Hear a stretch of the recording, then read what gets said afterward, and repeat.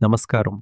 ఆంధ్రప్రదేశ్లో లక్షలాది మంది వీధి వ్యాపారులకు ఊరట కలిగించే కీలక నిర్ణయం తీసుకుంది చంద్రబాబు ప్రభుత్వం. ఇకపై పట్టణాల్లో ఎప్పుడు వస్తారో తెలియని అధికారులు, ఎప్పుడు ఖాళీ చేయిస్తారో తెలియని పరిస్థితి కొంతవరకు గతం కానుంది.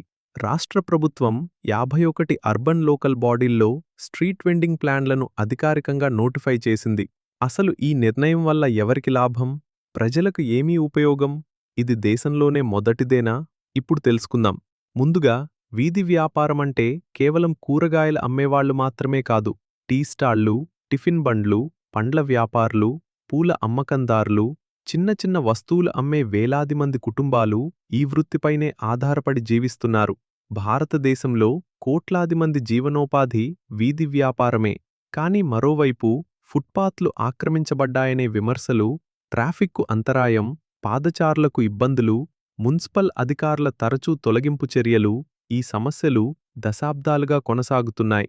ఈ నేపథ్యంలోనే కేంద్ర ప్రభుత్వం 2014లో street vendors protection of livelihood and regulation of street vending చట్టాన్ని తీసుకొచ్చింది. ఈ చట్టం ప్రకారం ప్రతి నగరం, ప్రతి పట్టణం ఎక్కడ వ్యాపారం చేయవచ్చు, ఎక్కడ చెయ్యకూడదు, ఎక్కడ పరిమితులుంటాయి అనే విషయాలను స్పష్టంగా నిర్ణయించాలి.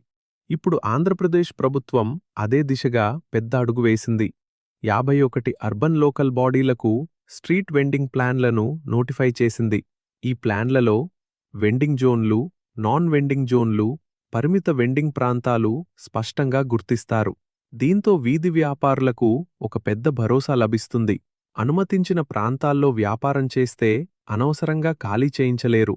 అదే సమయంలో వారు కొన్ని నిబంధనలు పాటించాల్సుంటుంది.